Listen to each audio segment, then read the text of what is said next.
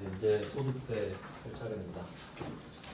이거는 그 아까 자료 두 개 드린 것 중에 두 번째 자료인데 배점으로 치면 뭐 보시듯이 첫 번째 거가 배점 여기 같은 거?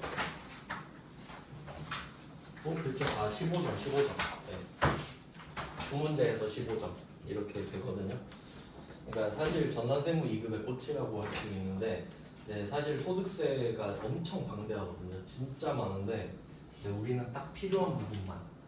그래서 일단 구조를 간단하게 설명을 해드리고 그 중에 필요한 게 뭔지를 좀 알려드리고 이제 아까 부가가치세 신고서 했던 것처럼 트렌드에 맞춰서 그 시험에 나오는 거 위주로 알려드리도록 하겠습니다. 왜냐면 기출문제도 풀어봐야 되니까. 그럼 일단 소득세 이제 그 부가가치세법은 끝났고 소득세법으로 가는 거예요. 그냥 뭐 사실 앞쪽에 이론은 거의 필요가 없긴 한데 그래도 조금이라도 알려드리기 위해서 말씀을 드리면은 그 부가가치세 신고 기간이 누구에게나 1월 1일부터 12월 31일입니다. 근데 그 부가가치세는 납세 의무자가 사업자잖아요. 그러니까 뭐 예를 들어서 같은 개념이긴 한데 예를 들어서 내가 이때 뭐 사업자 등록을 했다. 그럼 당연히 이때부터 시작을 하는 거죠. 뭐 그런 개념인 건데. 그러니까 부가가치세도 1월 1일부터 12월 31일이라는 건 안 변하죠. 그러니까 이게 1기다, 2기다 이건 안 변해요. 소득세도 마찬가지입니다. 누구에게나 1월 1일부터 12월 31일로 공평합니다. 누구에게나. 근데 얘는 1년이에요, 그냥. 그러니까 부가가치세는 1년을 반토막 쳐서 1기, 2기로 모두에게 적용을 하잖아요. 그러니까 전부 다 똑같은 기간에 신고 납부하죠. 소득세도 마찬가지로 모두에게 1년입니다, 그냥. 일단 뭐 그건 안 어렵죠? 얘는 신고 납부를 언제 하냐면 5월에 합니다. 요거는 좀 연말정산이랑 알고 계시면 좋은데 여러분이 연말정산 하셔야 되니까 일단 이게 어떻게 되냐면 예를 들어 지금 2024년이잖아요 지금이. 그러면 2024년 1월 1일 12월 31일이라고 해볼게요. 그럼 여러분이 1년 동안 벌어들인 소득 있죠. 이제 그 소득 종류는 제가 알려드릴 건데 그런 소득이 있다고 치면 1년 동안 뭐 합쳐요. 방법이 이제 또 여러 가지가 있는데 그걸 2025년으로 넘어가서 5월 1일부터 5월 31일까지 신고납부를 하는 게 원칙입니다. 그러니까 내년으로 넘기는 거죠. 시간을 5개월 주는 겁니다. 5달 뒤에 신고납부 하는 거니까. 그리고 참고로 그 성실신고자라고 또 있는데 그 사업소득자 중에서 소득이 어마어마하게 많은 분들은 6월까지. 그래서 주변에 6월에 막 신고해야 된다 그러면 좀 친하게 지내보세요 한번. 그러니까 원칙은 이겁니다. 근데 여러분 저도 이제 근로소득자였는데 지금은 사업소득자고 근로소득자여도 5월에 신고를 안 해보신 분이 더 많아요. 이제 그 이유는 회사에서 이 5월이 되기 전에 2월에 연말정산을 해버립니다. 회사가 그냥 하는 김에 뭐 어차피 다 비슷비슷하니까. 그러니까 소득이 여러 개가 있는데 일단 지금 좀 말씀드려볼까요? 소득 종류가 많아서 안 쓰고 있었는데 외우실 필요는 없어요. 그냥 제가 말씀드리는 겁니다. 그냥 이렇다고. 네, 이자, 배당, 사업, 근로, 연금, 기타, 퇴직, 양도 8개 있어요. 소득세 들어가는 게 8개입니다. 그럼 여러분이 뭐 이자도 받고 배당도 받고 사업도 했고 근로도 했다면 다 합쳐요. 뭐 그런 느낌인데 그럼 이때 소득세 들어가는 게 8개. 그러니까 법의 특징인 10거가 나오는데요. 그럼 만약에 이럴 수 있어요. 예를 들어서 여러분이 아빠한테 뭐 건물 하나 받았다 이럴 수 있잖아요. 그러면 여기 보세요. 받은 게 그거죠. 증여죠. 아빠가 나한테 증여한 거죠. 증여 없죠. 그럼 그건 증여세법으로 빠지는 거예요. 소득세에서 이야기하는 게 아니라. 어떤 느낌인지 아시겠어요? 그럼 내가 아빠한테 그 받은 건물을 받았을 때 증여세 냈을 거 아니에요. 그럼 증여세법에 의해서 낸 거겠죠. 근데 그 건물을 팔았어. 그럼 또 뭐 시세 차익이 났을 수 있죠. 그럼 그건 이제 양도로 들어와요. 양도. 이해되시나요? 그러니까 여기 있는 것만 소득세로 과세해요. 자, 그럼 일단 6개가 있는데 중요한 게 있습니다. 이 6개를 묶어요. 이 6개를 묶습니다. 그래서 합쳐서 과세한다고 해서 종합과세라고 해요. 6개를 종합과세한다. 이 정도는 들어보셨을 것 같아요. 종합과세를 한다. 그럼 이게 합치는 게 무슨 의미가 있냐? 누진세율 때문에 중요해요. 누진세율 때문에.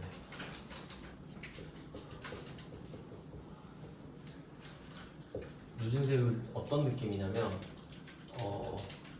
첫 번째 소득 구간이 있죠. 소득 구간이 예를 들어 0에서 1,500만 원까지다. 여기가 제일 적은 소득 구간이거든요. 여기까지는 6% 때려요. 6%. 그리고 1,500 넘는 구간 있죠. 뭐 1,500만 원 1부터 5천만 원까지.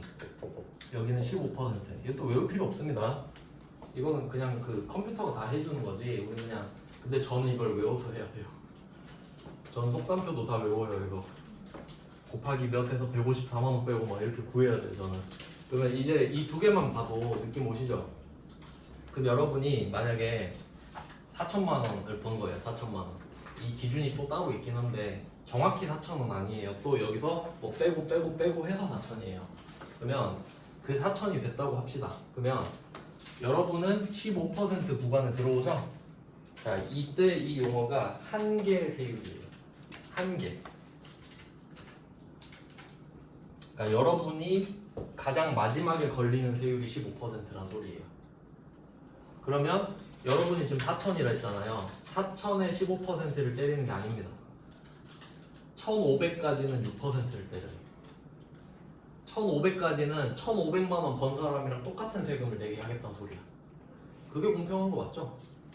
그러니까 1,500 번 사람은 1,500에 6%만 낼 거 아니에요. 근데 여러분은 4천을 벌었지만 적어도 4천 중에 1,500만 원만큼은 1,500 번 사람이랑 똑같이 내게 하겠다. 그러면 1,500만 원에는 6%를 때려요. 근데 거기서 2,500이 넘어갔죠. 그럼 2,500은 15%잖아요. 그럼 거기에 15%. 이게 누진세율이에요. 쌓으면서 나간다고. 누진. 쌓다 나가다. 그러니까 이것 때문에 합치는 게 중요해지는 거예요. 이해되세요? 왜냐면 단일 세율로 때리면 합치든 말든 뭐 별로 안 중요하거든요. 근데 여기에 6개 합치잖아요. 그럼 금액이 커지겠죠. 그러면 세율이 계속 커지겠죠. 그럼 안 좋잖아, 우리한테. 그러니까 누진세율 때문에 종합과세가 중요해지는 거야. 이렇게 되는 겁니다. 근데 아까 제가 연말정산 말씀드렸잖아요. 네, 대부분의 사람들은 저도 그랬는데 이 8개 소득 중에 거의 이것만 있는 사람이 대부분이에요. 그렇잖아요. 거의 그렇잖아요. 그러면 회사가 이 사람의 모든 소득을 알고 있는 거죠. 그러니까 연말정산을 해줘버리는 거예요. 근데 만약에 투잡 뛰는 사람이 있을 수 있죠. 내가 사실 대기업 다니는데 투잡을 뛰고 있어. 뭐 야간에 역전 할매 뭐 이런 거 할 수 있잖아요. 그러면 회사에서는 나한테 연말정산을 해준단 말이에요. 2월에. 그럼 그거 영수증 있죠. 그거 받아서 내 사업소득 따로 구해가지고 5월에 신고해야 돼요. 종합소득 신고하는 거. 알겠죠? 어떤 느낌인지? 그러니까 이 6개 중에 2개 이상이 포함되면 종합신고를 하는 거예요. 5월에. 근데 내가 근로소득밖에 없다? 그럼 회사가 2월에 끝냈다고 해. 그래서 여러분은 절대 세무서 갈 일이 없지. 근데 뭐 추가로 이제 배우게 되는데 뭐 안경 영수증 같은 거나 추가로 제출하면 더 세액공제 받고 그런 게 있어요. 그러니까 지금 얼개만 잡는 거예요. 틀만.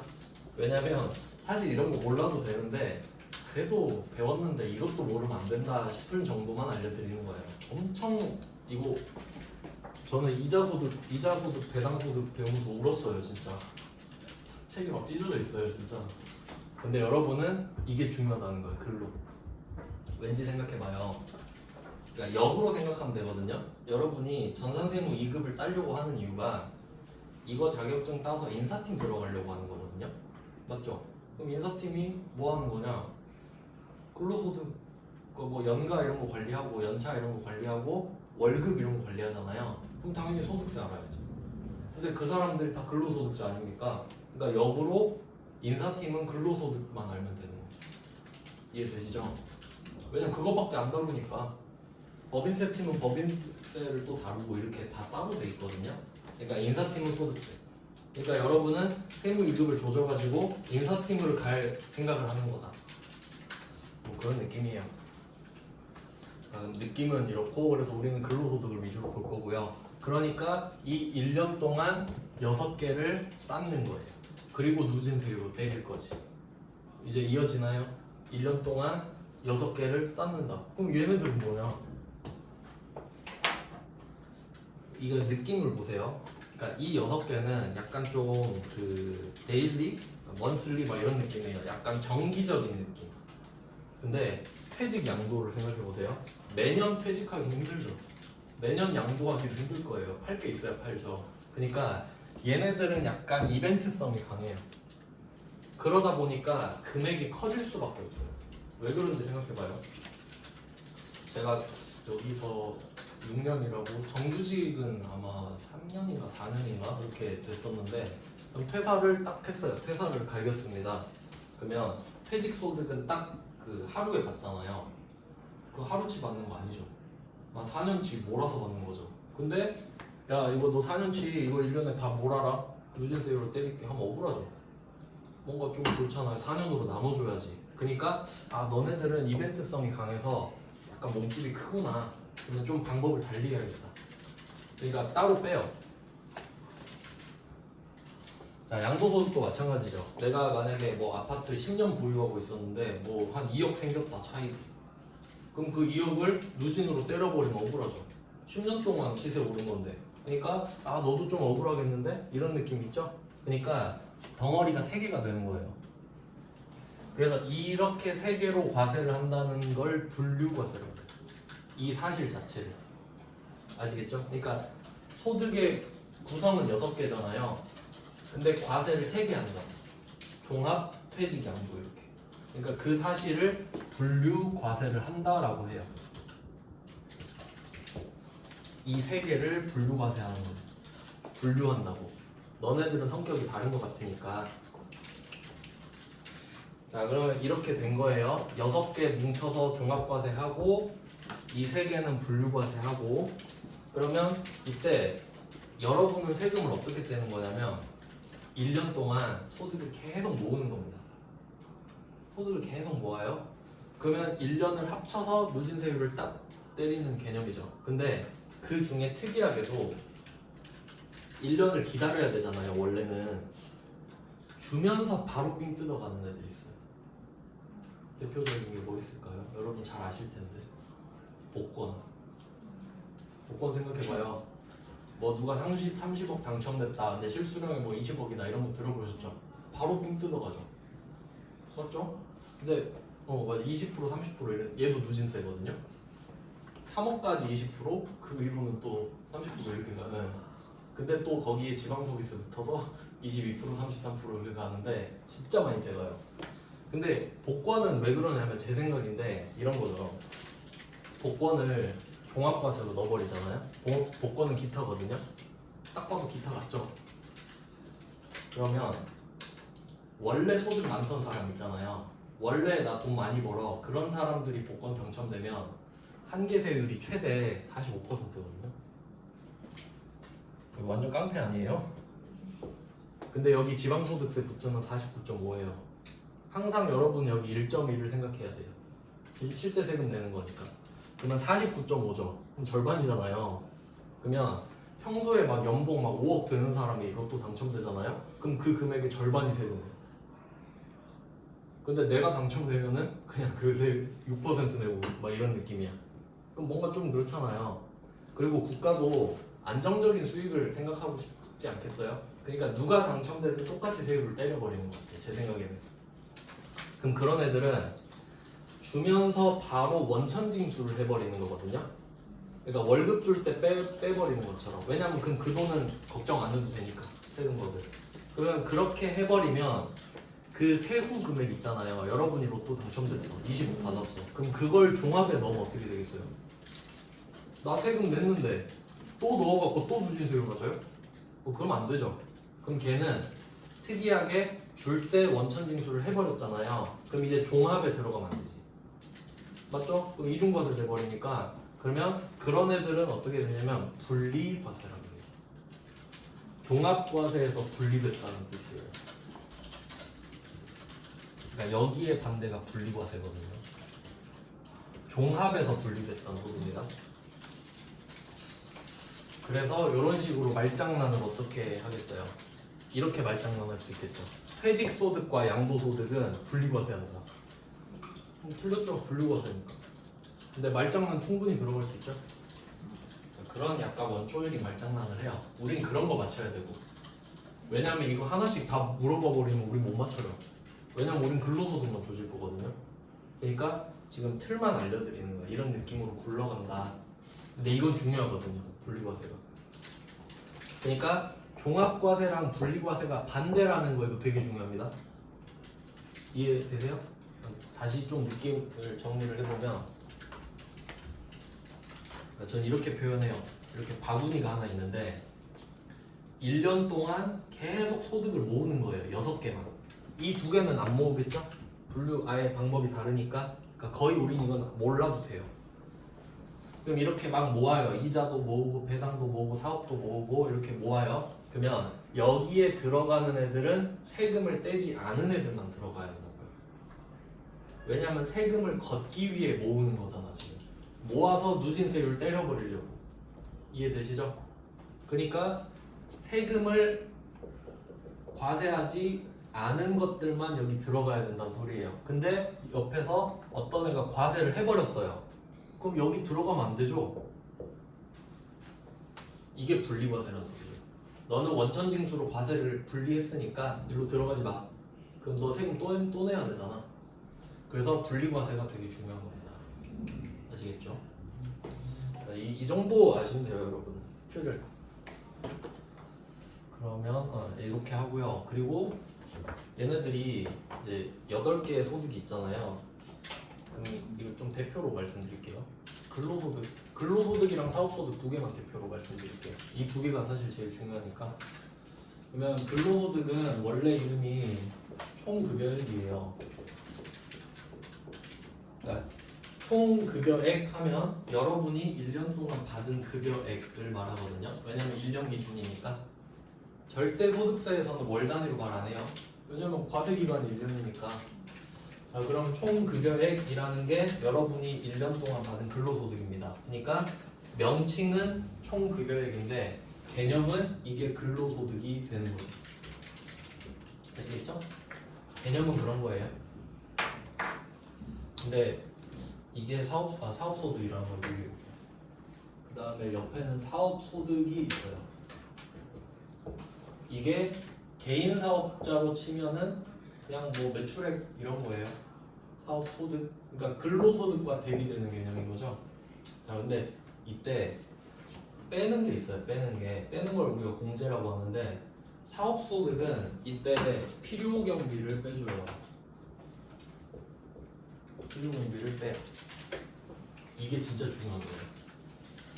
왜냐면 필요경비는 내가 사업을 하다가 쓴 돈 있죠, 쓴 돈. 그러면 뭐 세금계산서 우리 배웠잖아요. 세금계산서도 받고 세금계산서 발급할 수 있는 사업자한테 뭐 카드정표나 현금영수증 받은 거 다 되잖아요. 그런 걸 모아요. 그러면 다 인정해 주는 거예요. 대박 아닙니까? 그럼 이거 보고 뭘 느껴야 되냐면 세금을 안 낼 수도 있겠다. 번 것보다 쓴 게 많으면. 맞죠?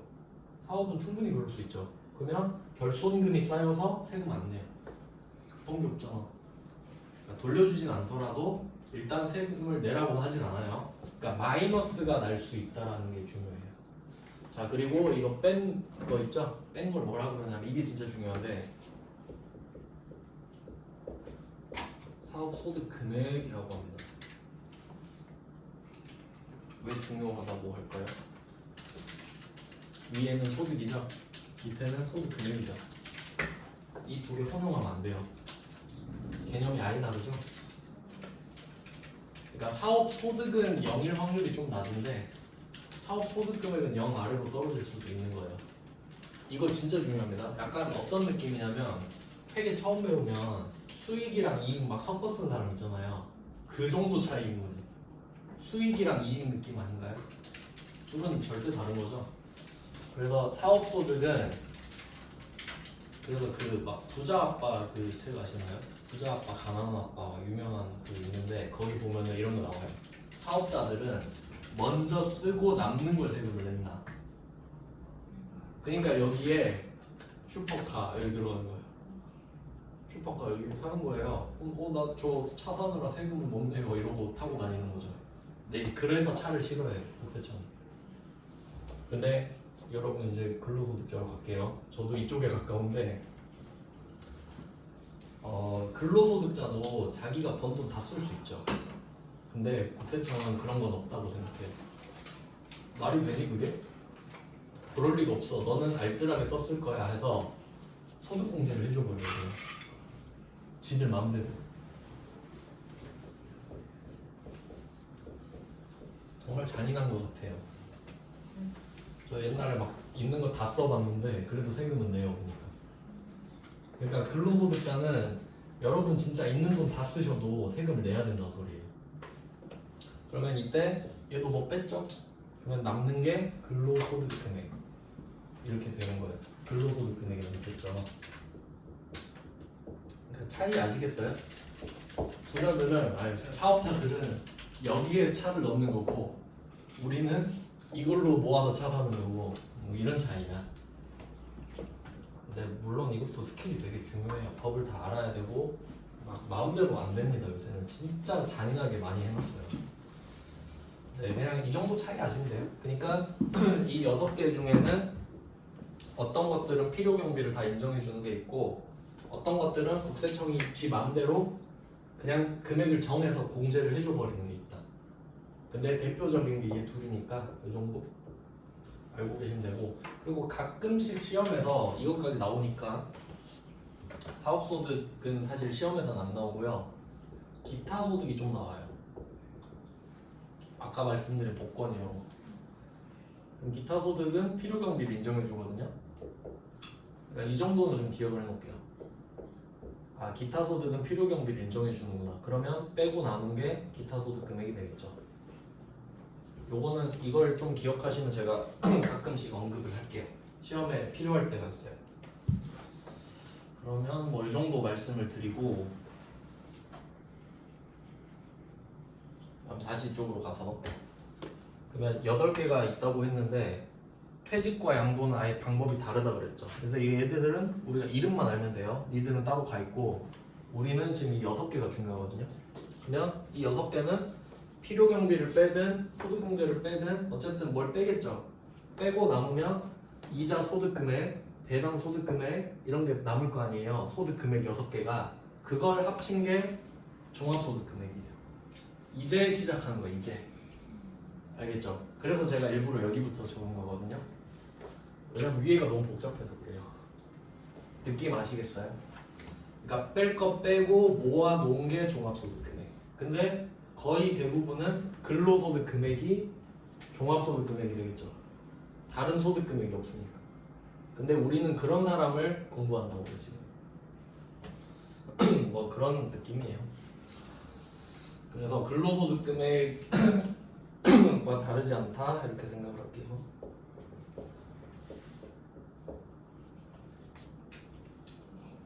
이렇게 됩니다. 그리고 참고로 이자 배당 요거 말문제로 나올 만한 거는 좀 알려드릴게요. 얘네들은 이자 배당 있잖아요. 사실 불로소득이 좀 가깝죠. 불로소득이죠. 돈 넣어놓고 그냥 돈이 돈을 벌어다 주는 거니까 얘네들은 필요경비 0입니다. 그럼 어떤 결과가 나오냐면 소득과 소득 금액이 같아요. 말문제로 나왔어요. 이자랑 배당 이걸 금융소득이라거든요. 이자 배당을 합쳐서 금융이라 그러는데 둘 다 그 돈으로 돈 먹기 하는 거니까 얘 둘은 필요 경비가 0입니다. 근데 얘 둘은 필요 경비가 0이다 이러면 너무 문제가 재미없으니까 이자랑 배당은 소득과 소득 금액이 같다 이렇게 된다. 그러면 맞는 말이지 하고 넘어가면 돼요. 그러니까 세금 다 내라 이 말이에요. 공짜로 벌어놓고 뭘 빼달라는 거냐 이런 느낌. 그 정도 이해하셨죠? 외울 수 있죠? 그러면 이제 이쪽으로 다시 옵니다. 그럼 이게 소득공제가 얘도 아까 알려드린 누진세율처럼 구간이 있어요. 이 구간부터 이 구간이면 얼마 빼줄게. 근데 대략 생각하면은 한 얼마였지? 3,000일 때 1,000 정도 빼줬던 것 같아요. 근데 그 위로 올라가면 이제 거의 안 빼줘요. 거의 그러니까 3,000일 때 1,000 정도 빼주고 그 위로 올라가도 똑같이 거의 1,000이라 생각하시면 돼요. 안 빼줘 위로 갈수록 이제. 그러니까 얼마나 손해입니까? 그러니까 근로소득자는 아껴 써야 돼요. 세금을 무조건 내야 되기 때문에. 그래서 근로소득자 별명 있잖아요. 아시나요? 유리지갑이라고? 그러면 바로 들키죠. 근데 사업소득자는 절대 안 들키죠. 세무조사 해야 들키죠. 유리지갑이에요. 그 근로소득자들이 국세청 먹여 살리죠 사실. 그럼 우리는 이제 이걸 배워볼 거예요. 참 분리과세 아까 배웠으니까 분리과세 중에 또 어떤 게 있냐면 만약에 제가 이게 만약에 근로소득이라 치고 강사하는 게 근데 또 돈이 없어서 만약에 노가다 뛰러 간다 합시다. 알바로 하루씩 그냥 뛰러 가요. 그럼 그걸 일용직 근로자라 그러죠. 그럼 일용직 근로 해가지고 받은 돈 있잖아요. 그거는 바로 분리과세. 그날 원천징수 그냥 몇백 원, 몇천 원 하고 바로 줘버려요. 그럼 그 말은 그 원천징수로 과세가 끝났단 소리죠. 그럼 이제 종합과세로 들어오면 안 되잖아요. 그러니까 여기서 포인트. 우리가 받은 총 금액 있죠. 여기에 분리과세 들어오면 안 되겠죠. 당연한 말이죠. 그러니까 분리과세는 날라간 거예요. 저쪽에서 아예 과세한 겁니다. 여러분 세금 냈어요. 노가다 뛰고 그날 바로 세금 낸 거라고. 자, 분리과세는 여기서 날라갔습니다. 총 금액에서. 그리고 한 개 더 있어요. 비과세도 날라갑니다. 비과세는 우리 입장에서는 참 좋은 말이에요. 왜냐면 돈은 벌었는데 과세는 안 할게 이 말이거든요. 엄청 좋은 거죠. 그러니까 과세를 안 할 건데 들어가 있으면 안 되겠죠. 그러니까 여기서 이 총 급여액이 되게 중요한 의미인데 분리과세랑 비과세를 뺀 후의 금액입니다. 여기서 빼는 게 아니에요. 이미 빼진 상태로 시작해요. 근데 그 빼기 전에 명칭이 없어요. 이해되시나요?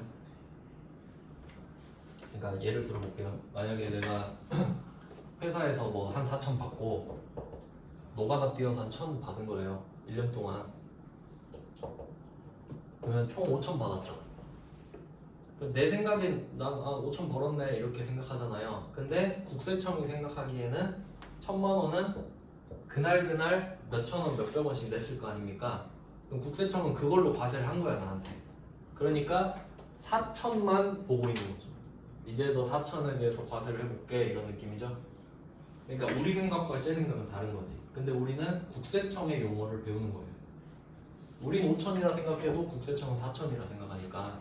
왜냐면 1,000이 날라갔잖아요. 분리과세로. 그리고 여기서 뭐 10대 이런 거 있죠. 10대 뭐 한 달에 20까지 비과세 이런 거 있거든요. 그래서 그런 것들도 뺀 상태인 거예요. 그러니까 그게 포함되어 있다면 그걸 우리가 빼주는 작업을 이제 하는 겁니다. 알겠죠?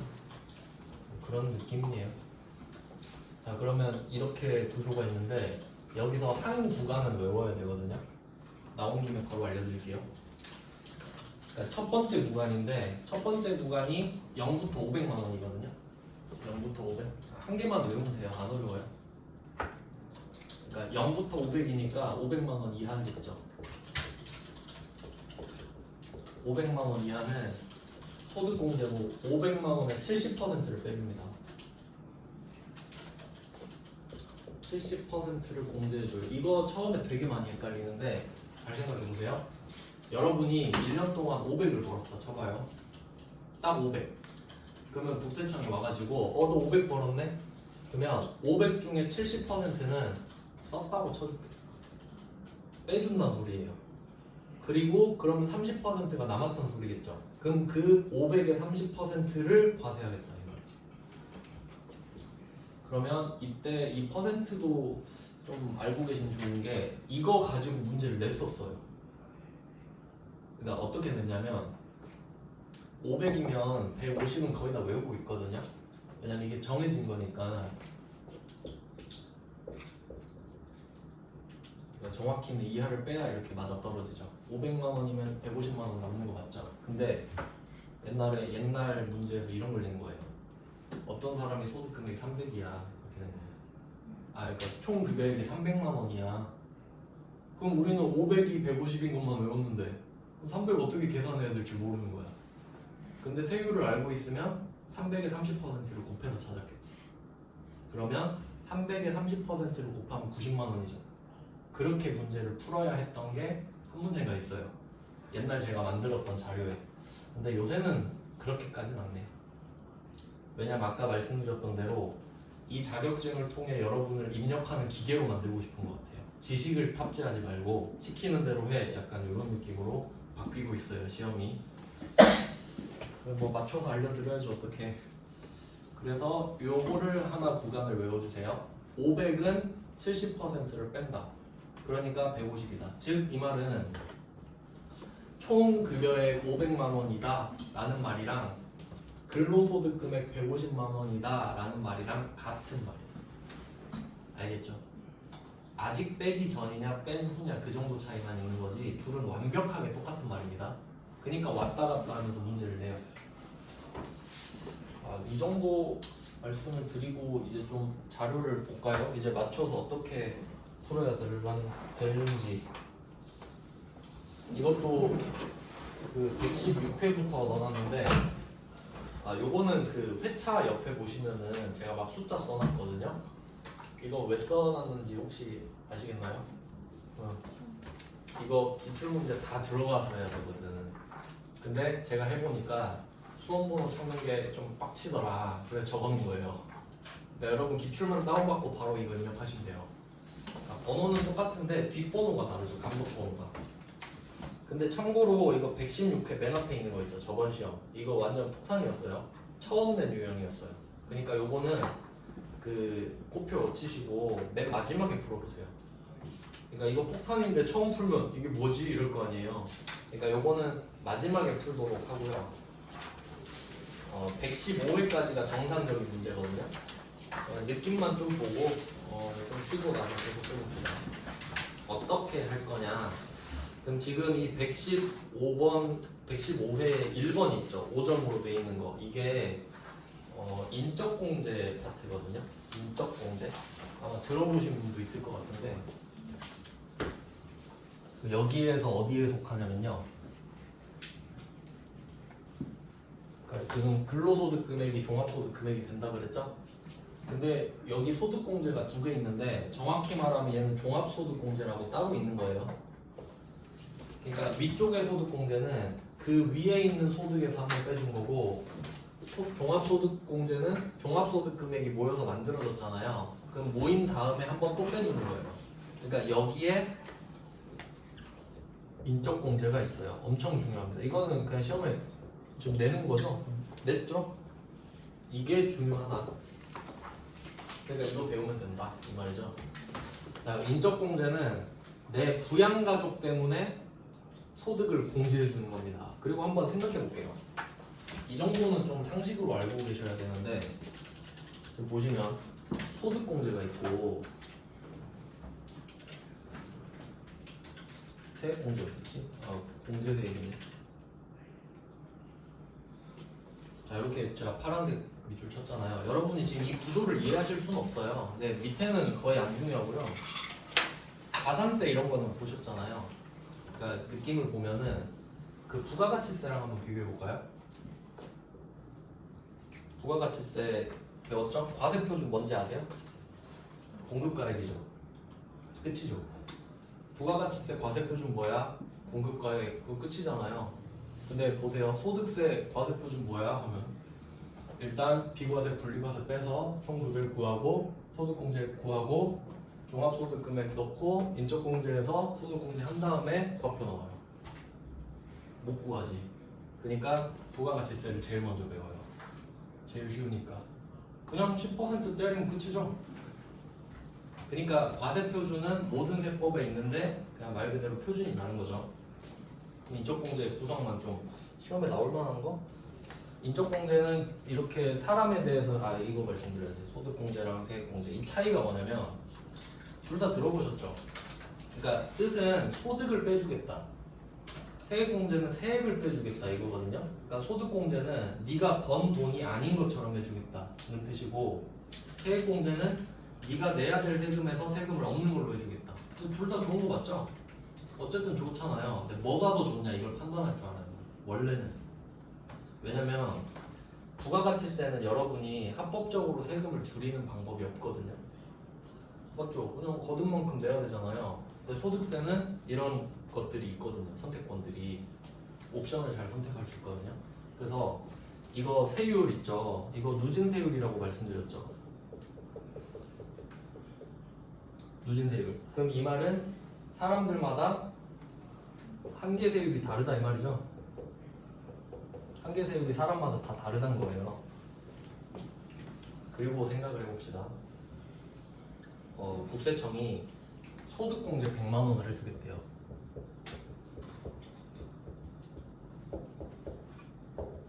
소득공제 100만 원을 해주겠다고 합니다. 그러면 이때 누가 좋아할지 한번 생각해 볼게요. 이거는 시험에서 내진 않는데 그냥 여러분이 상식으로 좀 알고 계세요. 그래도 소득세 배웠다면 이게 사실 전부거든요. 그럼 100만 원 소득을 빼줍니다. 그럼 아까 제가 세율을 말씀드렸죠. 6%랑 최대 45%가 있다. 그럼 실질 세율은 6.6, 49.5거든요.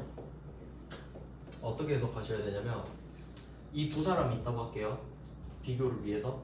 그러면 이 첫 번째 사람이 이 세율에서 100만 원을 더 벌잖아요. 그러면 100만 원에 6.6% 세금을 내죠.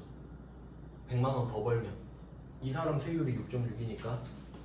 근데 이 밑에 사람은 100만 원 더 벌면 49.5%를 세금을 내죠. 그러면 둘 다 똑같이 100만 원 벌면 밑에 사람이 세금 많이 내는 건 아시겠죠? 근데 이제 역으로 가는 거예요. 둘 다 100만 원을 빼줘요. 그러면 100만 원 소득 빼줄게. 그럼 이 사람은 역으로 좋아지죠. 50만 원을 깎아주는 거잖아요. 세금 50을 깎아주는 게 된다고. 근데 이 사람은 6.6%만 깎아주는 게 되는 거예요. 소득공제가. 그러니까 소득공제를 해주겠다 했을 때 좋아하는 사람은 부자들이요. 그래야만 하는 거예요. 그래서 저는 안 좋아요. 소득공제 해줘봤자. 네, 뭐 이 정도지. 왜냐면 거의 15%에 많이 뭉쳐있거든요. 세율이. 대부분 좀 잘 나간다 싶으면 24%고. 근데 세액공제는 어때요? 100만 원 깎아줄게. 그럼 부자들은 감흥 없어요. 난 세금이 10억인데 100만 원 깎아준대. 아유 감사합니다 이런 거고. 우리는 세금 120만 원인데 100만 원 깎아준대. 그게 꿀이죠. 그러니까 상대적으로 소득이 많은 사람이 소득공제가 유리해요. 세액공제는 똑같지만 상대적으로 소득이 적은 사람이 좀 크게 와닿겠죠. 그냥 그 정도 차이가 있기 때문에 그걸 감안해서 나중에 어떤 이슈가 나오냐면 이 두 개를 선택해야 될 때가 온단 말이에요. 그럼 이거 따라서 해야죠. 그리고 또 중요한 게 카드 같은 거는 부부가 이렇게 원래 개인과세긴 한데 부부가 약간 카드 같이 쓰고 그럴 수 있잖아요. 명의 섞어가지고 이런 거가 중요해요. 다 영향을 받거든요. 그건 이따가 말씀드릴게요. 그래서 인적공제를 할 것이다. 그래서 좀 10분 쉬고 마지막 시간에 인적공제 설명해드릴게요. 자료 보면서.